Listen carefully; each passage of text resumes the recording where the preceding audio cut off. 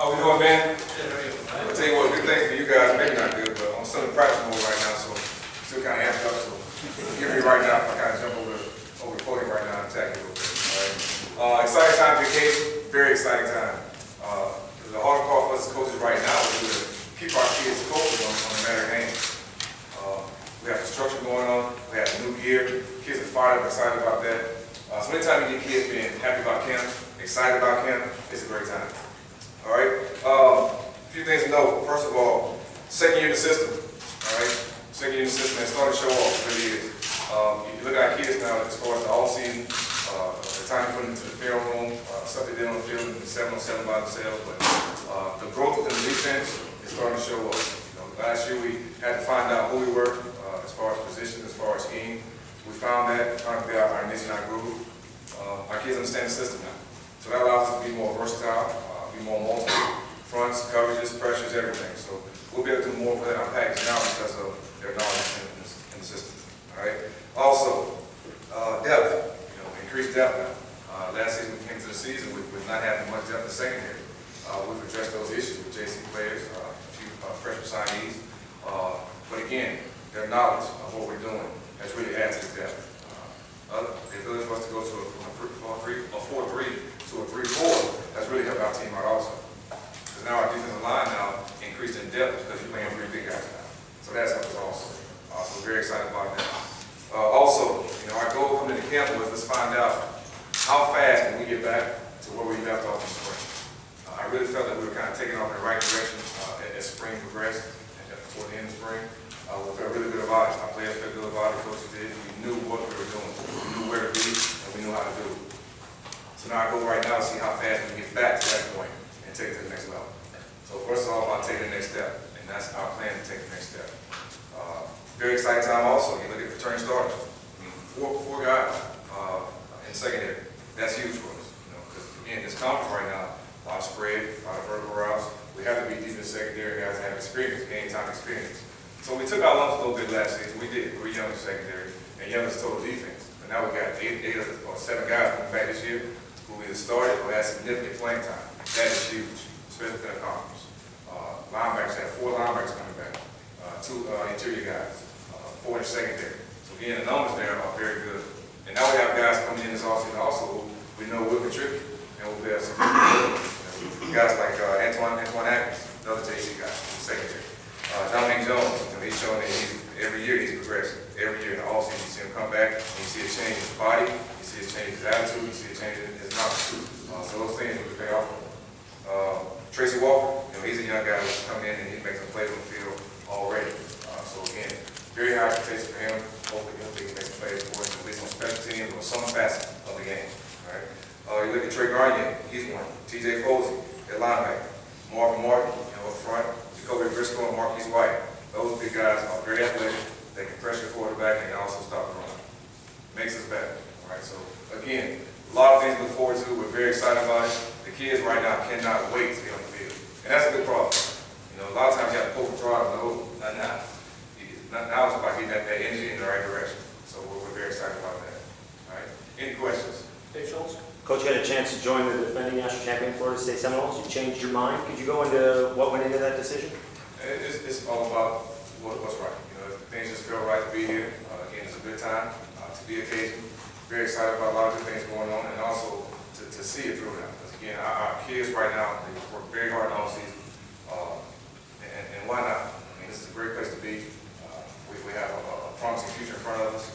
I want to be a part of something special. I really do. And right now, I think we can be legendary. And I hope we can be a part of it.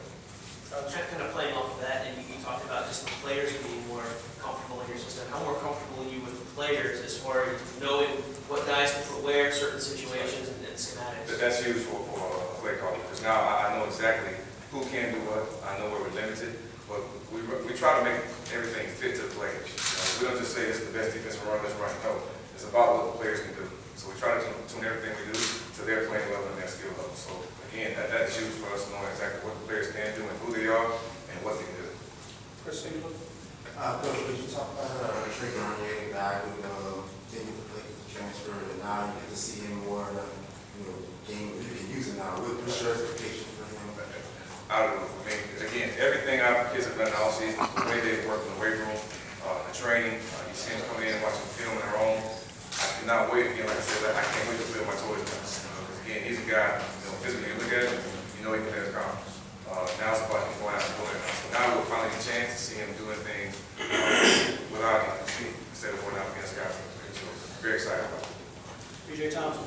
Coach, back during the spring, talked a little bit about defensive linemen maybe controlling the gaps a little bit so the linebackers can make some plays. You pretty much know what Ringo and Hamilton, Juice can do, and White. Talk a little bit about maybe some of those guys that need to make up that second group and the improvement of your D-line so that your linebackers can make some of those plays. Oh, no doubt about it, because again, we go back and look at who the guys are, what they do best. And we have a lot of guys who are very good two-gappers. We have a lot of guys who play a gap very well. Well, we kind of change our defense depending on who's in the game. Because again, we try to make everything fit to the players.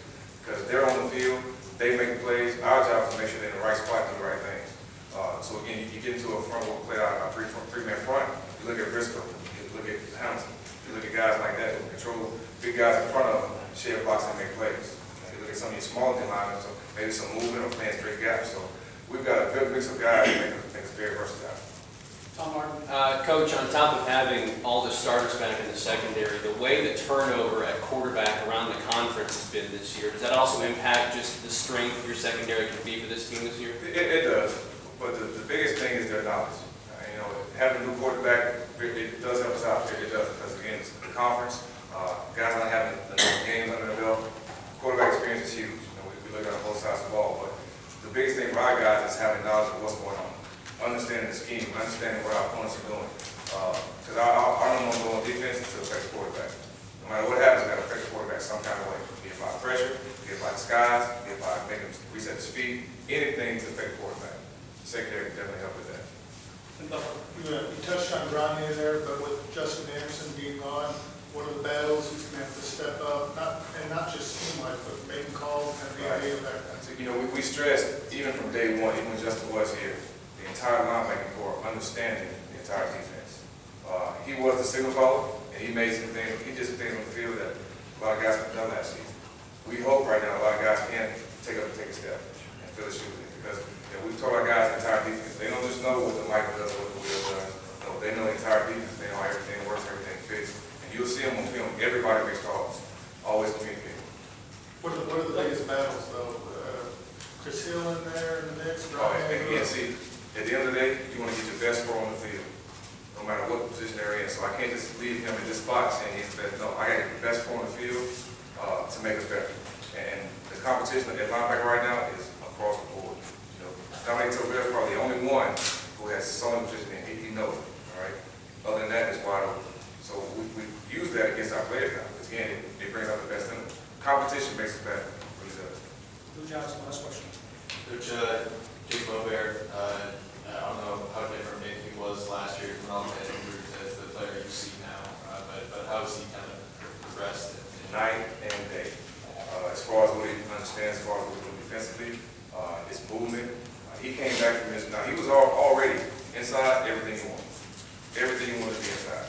Huge heart, great effort. He is a total package to me of what a race cage should be. He is. The off-season, the injury in the off-season, set him back. But he's come back so far and he's progressed so much right now. You should see the things he does on the field. I mean, you get goosebumps just knowing where he was on day one and look at him now. He understands what we're doing. He skies well. He plays great with his hands. He does everything he needs to do at that position. Right now, he's going to start. All right. Thank you. Thank you, guys. Okay.